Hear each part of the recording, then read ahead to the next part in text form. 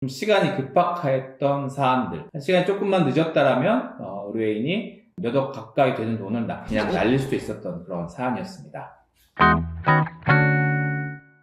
결혼식을 올릴 때 내가 이혼을 하게 될지 모른다라는 생각을 하시는 분들은 아마 아무도 없을 것입니다. 그래서 막상 이혼이라는 주제가 현실로 다가왔을 때 당혹스러움, 분노, 좌절, 여러 가지 감정이 들 수 있죠. 그럼에도 불구하고 이성적으로 생각해서 이제 반드시 대처해야 될 그런 일들이 있습니다.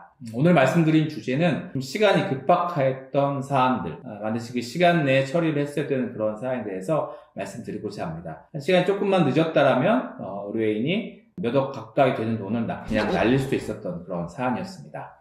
오늘 말씀드린 사안은 이제 경제력에 관한 부분이었습니다. 아내의 과도한 과소비가 문제가 되었죠. 그래서 남편이 계속 성실하게 돈을 벌고 그 모은 돈으로 아파트를 사고 그 생활을 일구고 있었음에도 불구하고 아내가 이제 계속적인 과소비와 이 지출 때문에 남편 명의 신용카드를 사용을 해서 남편이 신용불량자가 되고 집도 아파트도 경매로 넘어가게 된 그런 사안이었습니다. 근데 문제는 이 아내가 쓴 신용카드가 남편 명의의 것이었죠. 법적인 명의는 남편이 채무를 부담하게 되었던 거죠. 그래서 이제 집이 경매로 넘어가게 되었을 때 실제 남편이 가져갈 수 있는 배당금은 한 푼도 없었던 거죠. 다만 아내의 명의로 아내 앞으로 한 3억 5천 정도 되는 배당 금액이 이제 배정이 되었습니다. 이제 문제는 배당기일에 반드시 출석을 해서 구두로 이 진술을 그에 대해서 내가 동의하지 않는다, 이의한다라는 진술을 하셔야 되는 그런 사안이었죠. 남편분이 저희 사무실에 오고 한 이틀 뒤가 배당기일이었기 때문에 배당기일에 출석을 해서 이의를 진술하고 또 일주일 이내로 배당이의 소송을 제기를 한 다음에 배당이의 소송을 한 그 소장과 그런 결과들을